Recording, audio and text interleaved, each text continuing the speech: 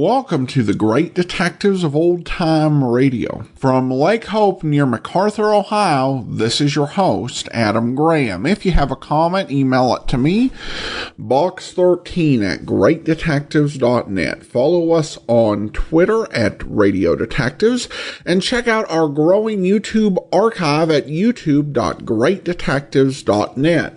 Well, I am at the Lake Hope cabins, a bit of vacation. It's a nice place with plenty of pretty scenery, and we're getting to see some relatives we haven't seen in years. But I'm keeping up the recording because it's a nice break and escape. It's a really unique situation.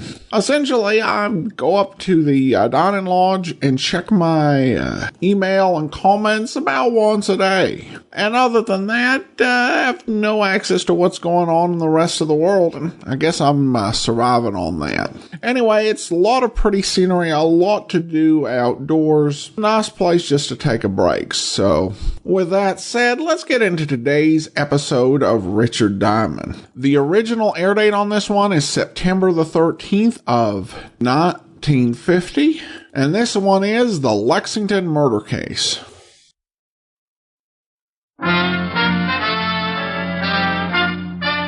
Listen while the makers of Rexall drug products and 10,000 independent Rexall family druggists bring you Dick Powell as Richard Diamond, private detective.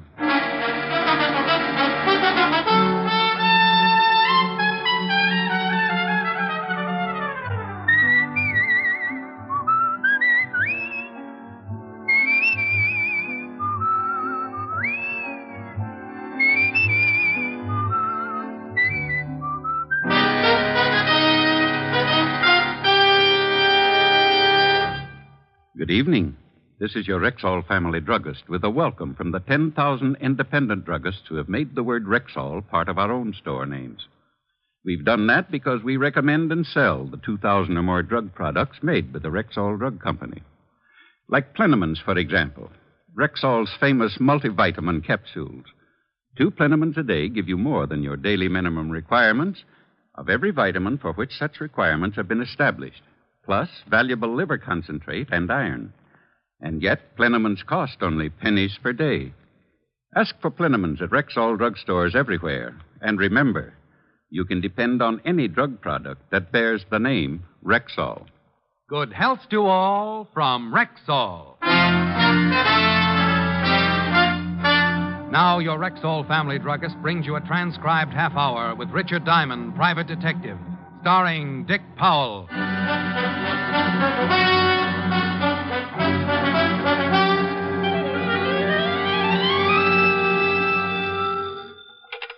Diamond Detective Agency.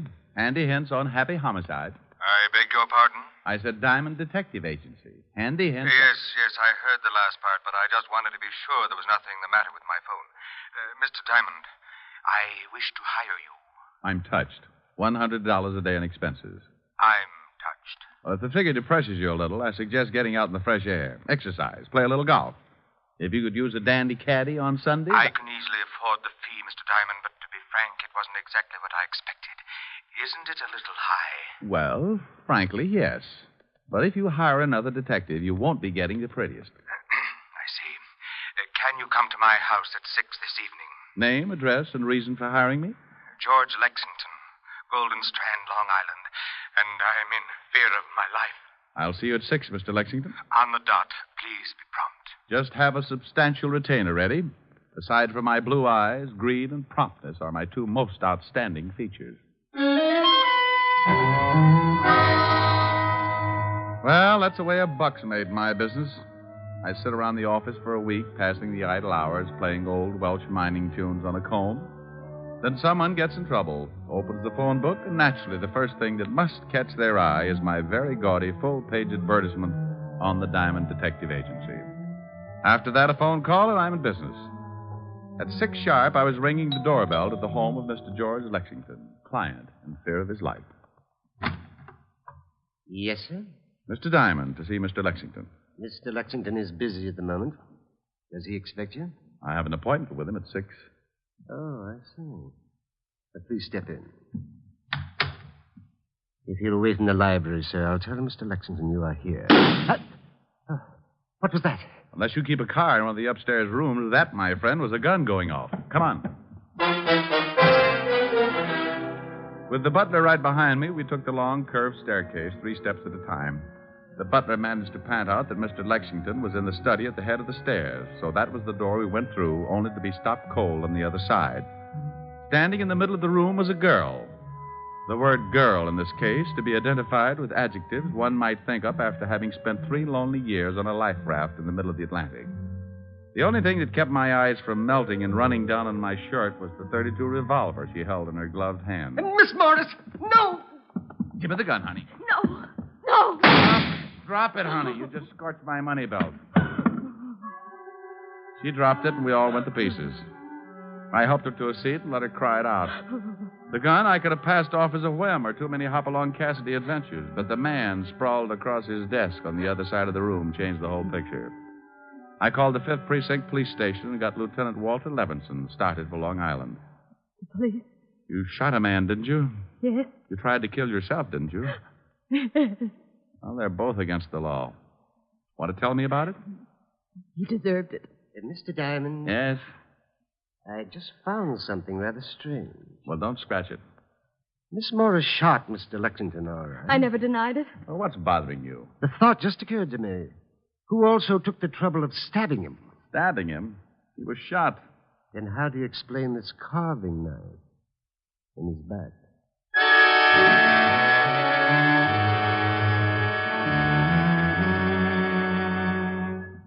Oh, now, Diamond, you stop that. But it's true, Walt. Sure is, Lieutenant. Been shot in the chest and got a knife in his back. Oh, how do I get in on these things? This is Miss Morris, Walt, the girl who shot him. How do you do? Oh, you shot him, huh?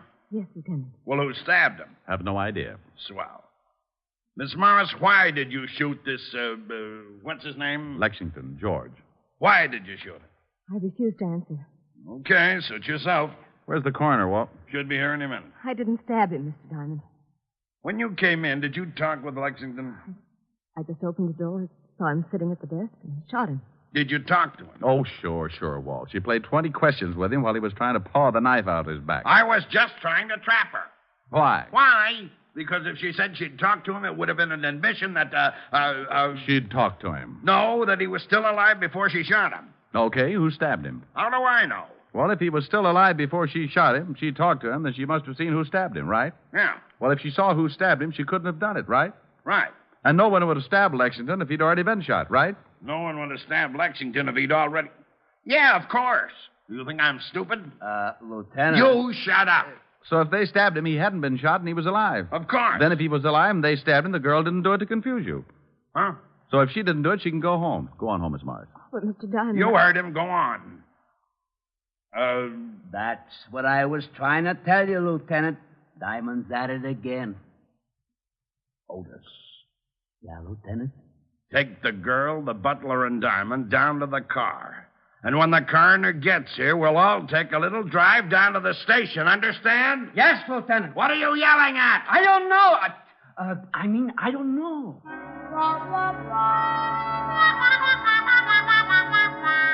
Well, the coroner finally arrived and suggested an autopsy for the corpse and a bath in some hot mud for Walt. Then we all climbed into the squad car and headed for downtown New York and the 5th Precinct Police Station.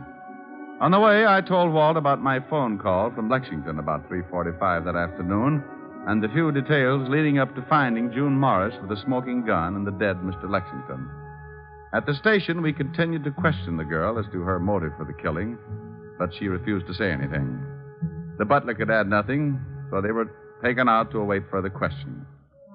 She was allowed to call her lawyer, and we all settled down to wait for the coroner's report on the autopsy. Yeah. The dame's lawyer is here. Wants to see you first. Okay. Girl's lawyer. Mr. Farnsworth, Lieutenant. Hello, Lieutenant. What is this all about? Mr. Diamond, Mr. Farnsworth. How do you do? How are you? I just got a call from Miss Morris. Lieutenant. Pardon me a minute. Well, what do you want, Hammerhead? I got the girl's personal effects. Well, give them to me. Okay. Gee, what did I do? Nothing, Sergeant, but your family sure botched things up. Oh, there you are, Lieutenant. Thank you.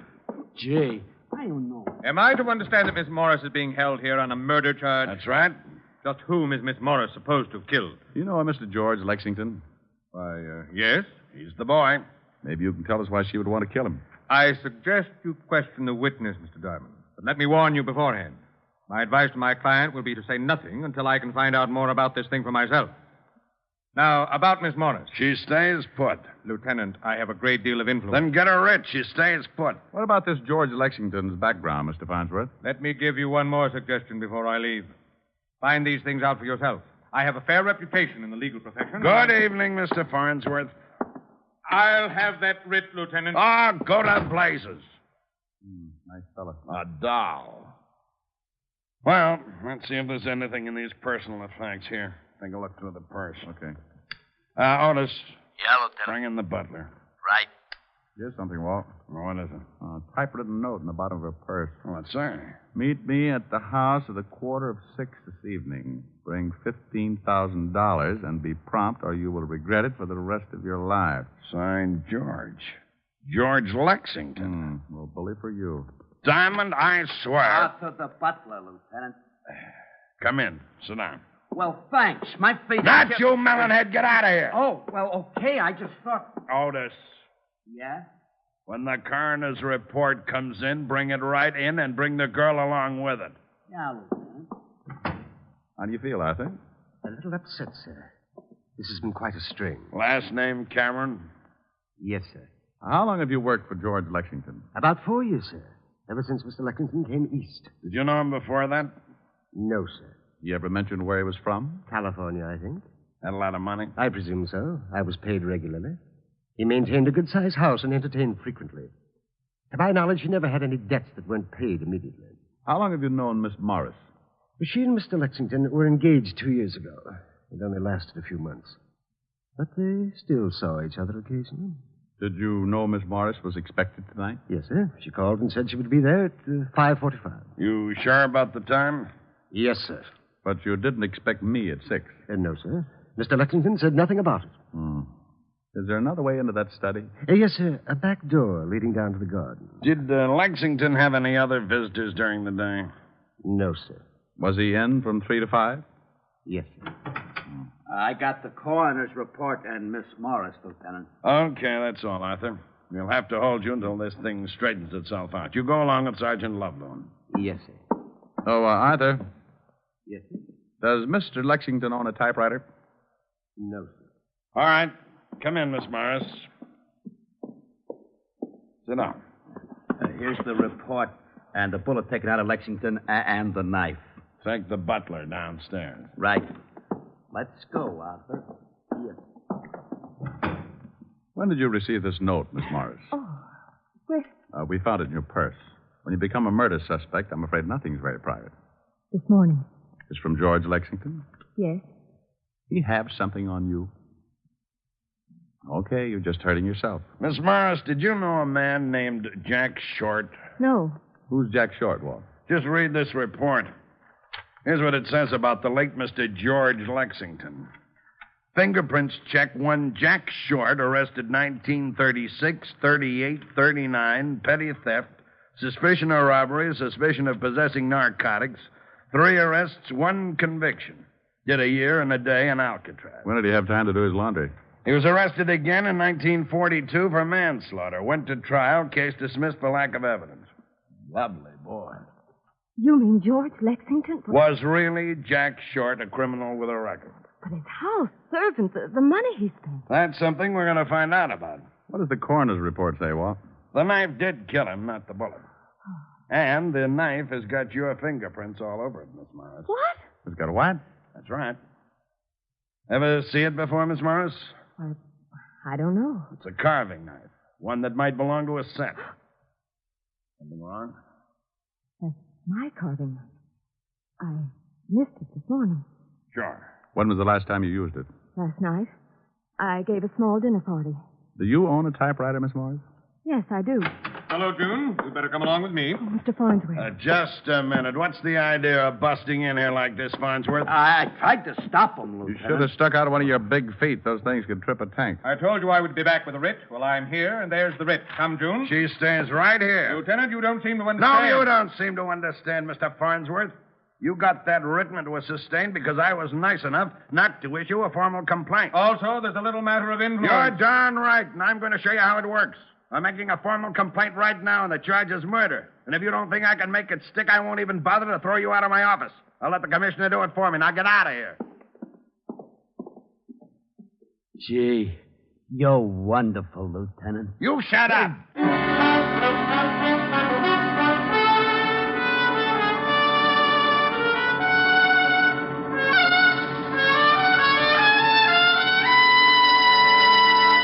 Before we continue with the adventures of Richard Diamond, private detective, here's your Rexall family druggist. One of the questions most often asked a druggist is this: what can I take for fast relief from acid stomach? I've often wanted to know that myself. What's your answer? Naturally, ma'am, it's Bismarex, Rexall's justly famous antacid. Well, why? What is it that makes it so outstanding? Well, the secret lies in the scientifically developed formula. You see, the active ingredients in Bismarex vary in the time it takes them to dissolve in the stomach. That way, the relief it gives is not only fast, but continuous and prolonged. Excess acidity is often neutralized in less than 1 minute. Then the other ingredients, dissolving more slowly, ease up that gastric distress. And finally, Bismarex leaves a soothing protective covering on irritated stomach membranes. Well, I'll have to remember that. Bismarex. Is that how you say it? That's right, ma'am. Bisma-Rex, Bismarex. Ask for Bismarex at Rexall drugstores everywhere. And remember, you can depend on any drug product that bears the name Rexall. And now back to tonight's adventure with Richard Diamond, private detective, starring Dick Powell. Well, Farnsworth got the idea in a hurry and took off like a rabbit with his tail on fire. Walt lived up to his word. After making the formal charge and producing the evidence, the writ was dismissed. He then secured a search warrant for both Miss Morris's flat and George Lexington's house on Long Island. Our first stop was Miss Morris's apartment, and when we went in, I thought how much it looked like her. Small, beautifully decorated. We went over the whole place, nothing except in the small den. Here's the party list you told us about. Good 30 names here. Typed. There's a typewriter. You got that note you had in the purse? Yeah, here.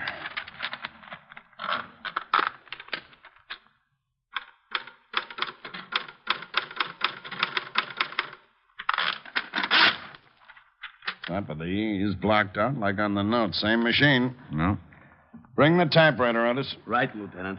You going over to Lexington's home? Yeah, aren't you coming along? No, I got an idea. Do me a favor, will you, Walt? Well, sure, why?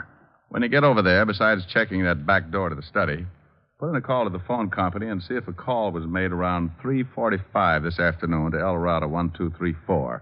It's a toll call from there, and they'd have a record. Now, let me write that down. El Dorado 1234. Yeah. I'll call you at Lexington's in about an hour. If that number wasn't called from there, check every name on that party list. Well, about 30 names there. You want me to check each one to see whether a call was made to El... What's the matter? El Dorado 1234. That's your office number. Walt. Yeah? Bye. I left Walt turning that awful green and headed for the Times building. It was a little late when I got there, but an old friend at the morgue noticed the $5 bill I was wearing in my lapel and agreed to take care of it for me while I looked through the newspaper files. I dug up everything on Jack Short and his alias George Lexington. The stuff on Short wasn't much, except the trial for manslaughter had made the front page. The items on George Lexington could all be found in the society columns. From what I could gather, he'd started his social whirl in 1944. He'd been engaged several times, and each time to a wealthy woman. I even came across a picture of June Morris on the evening they had announced their engagement. Well, having all the information I could get, and with one little item dated California, June 26, 1942, tucked away in my pocket, I put in a fast call to Walt, who was at the home of the late George Lexington. Yeah? What did you find out? Well, someone could have gotten in the back door. There were some blurred footprints outside in the garden, but they won't help. If you had a key, you could let yourself in and walk right up the study. What about the phone call? There was no call made from here to your office, but one of the names on the list paid off. Mrs. Julia Wright out on Long Island. Now, would you mind telling me what this is all about? You stay right there, Walt. I'm going out to see Mrs. Julia Wright. If she called your office today at 3:45, you certainly must have talked to her. George Lexington called my office today at 3:45. But he couldn't have. The butler said Lexington wasn't out of the house and the call wasn't made from here. Well, someone called. Maybe it was the right day. Maybe she got a low voice and told you she was Lexington. Walt. Yeah? Oh, forget it. You wouldn't like it anyway.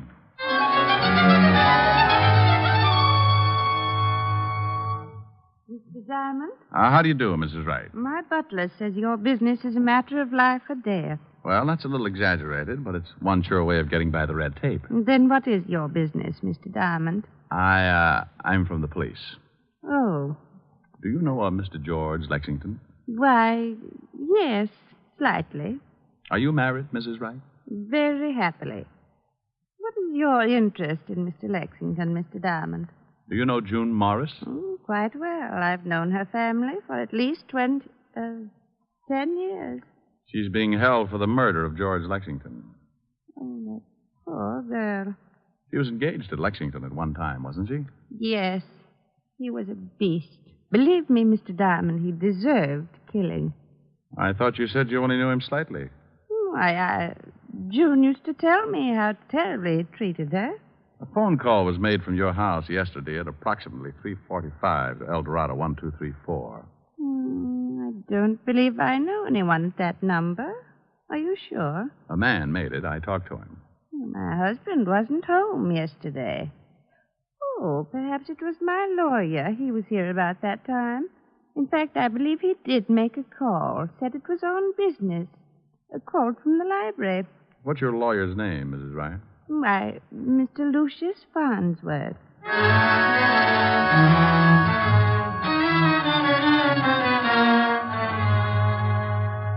I don't believe it.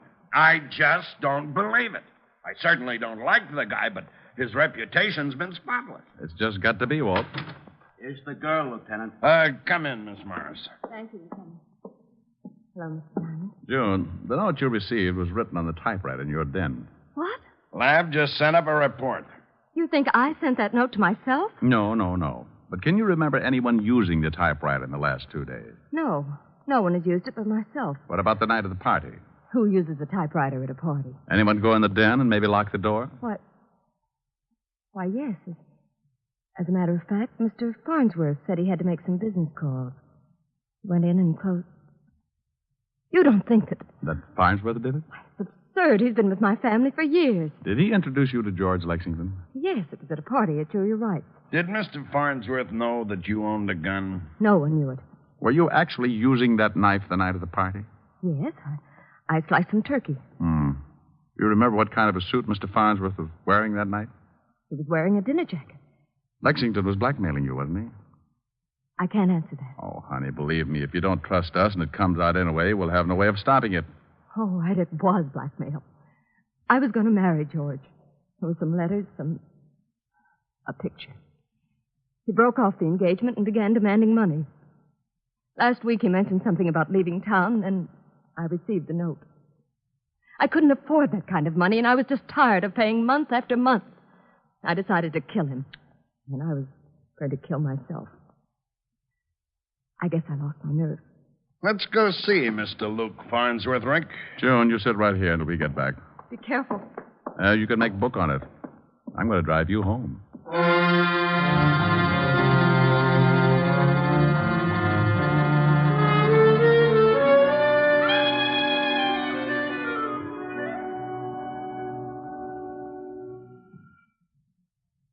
Use your paw.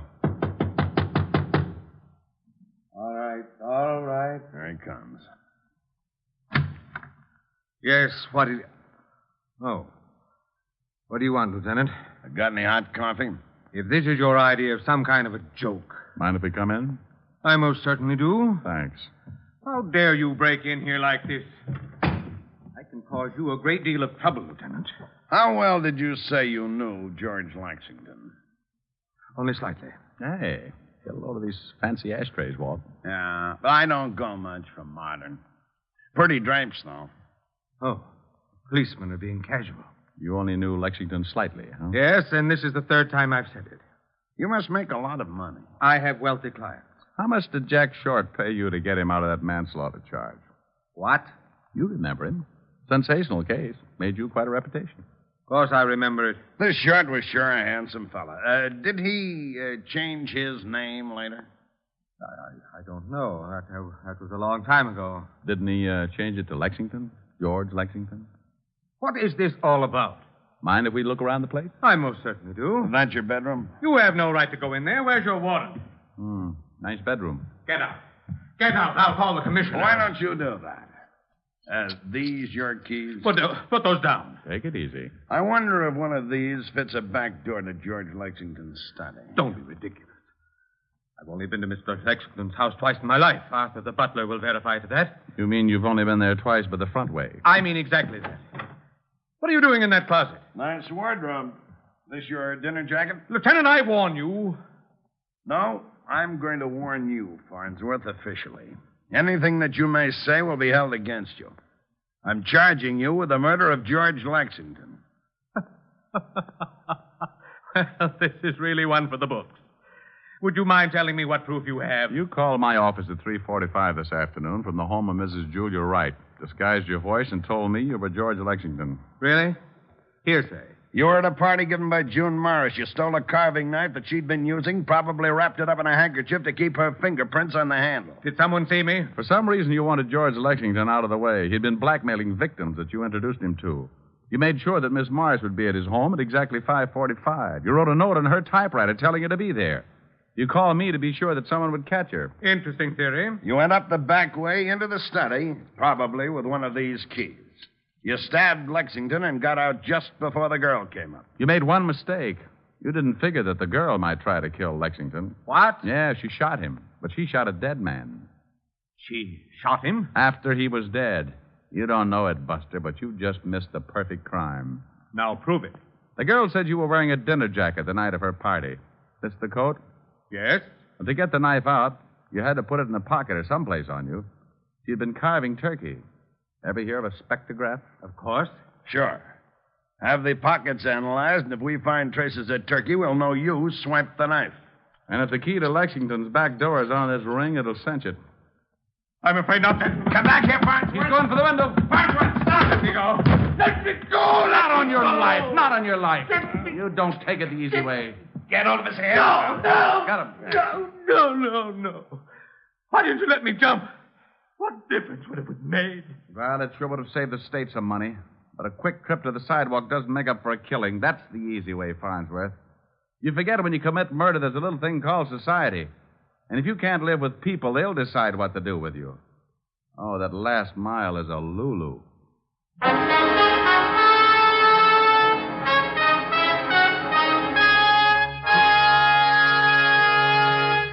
Again, here's your Rexall family druggist.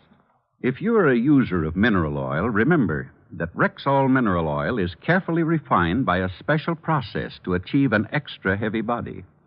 What's more, because it's so exceptionally pure and gentle in its action, Rexall mineral oil is non-irritating, non-habit forming. You'll also like the fact that it's tasteless, odorless, colorless. Next time, try Rexall mineral oil. And remember, you can depend on any drug product that bears the name Rexall. Good health to all from Rexall.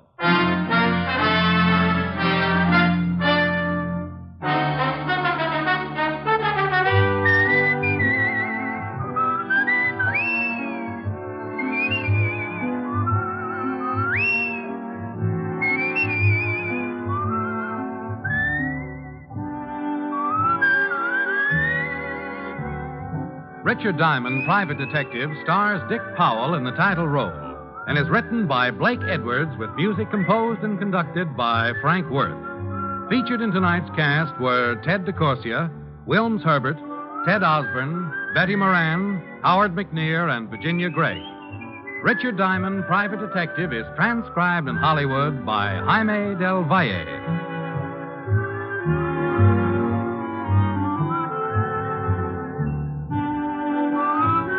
This is Bill Foreman inviting you to be with us next Wednesday at this time when we will again bring you Dick Powell as Richard Diamond, Private Detective.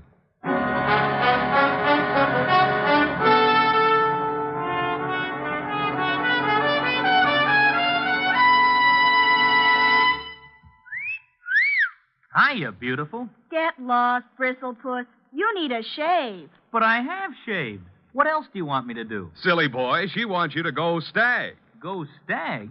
But why? Because Stag is Rexall's exclusive line of men's good grooming aids, like Stag Brushless Shave Cream. No fuss, no massage, just smooth it on, and presto, you get a clean, close shave. Your face stays smooth and whiskerless all day long. I'll do it. I'll go Stag. That's it. Join the Stag line now at Rexall drugstores everywhere. Yeah. This is NBC, the National Broadcasting Company.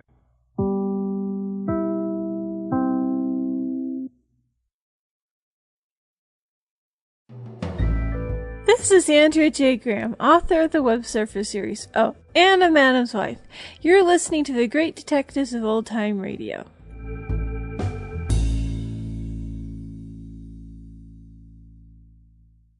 Welcome back. A story that reminds you that Diamond answers the phone pretty much the same way, not just when his girlfriend Helen is calling. Of course, that makes sense given that they didn't have caller ID back in 1950. However, it also might explain why he spends so much time just sitting around the office. Because some people call a private investigator and they get a greeting like that. They're like, okay, let's go ahead and move on to the next person on the book.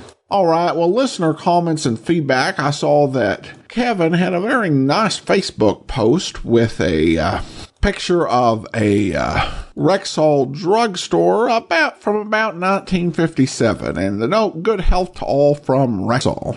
Very cool. It's a nice picture, and I did see some Rexall stores out in Montana back in the 1990s, and it does show how the classic design does differ a bit from the modern take on Rexall stores. So another reason to become one of our more than 6,000 friends over there on Facebook, facebook.com/Radio Detectives.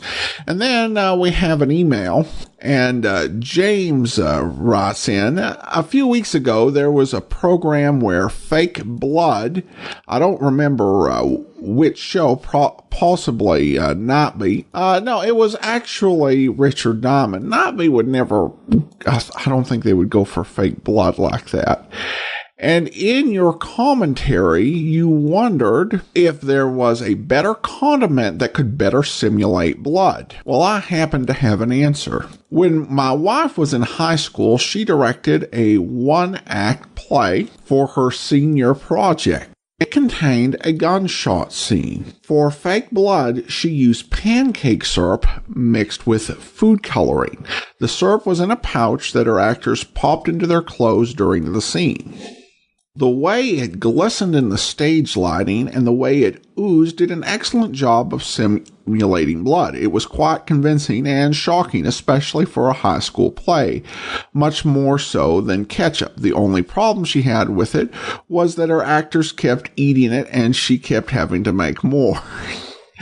Though the problems you run into on high school productions. Anyway, keep up the great work on the show. It keeps my morning commute entertaining. Thanks so much for your comment, James, and for that nice tip. And hopefully anyone interested in doing stage productions was paying attention.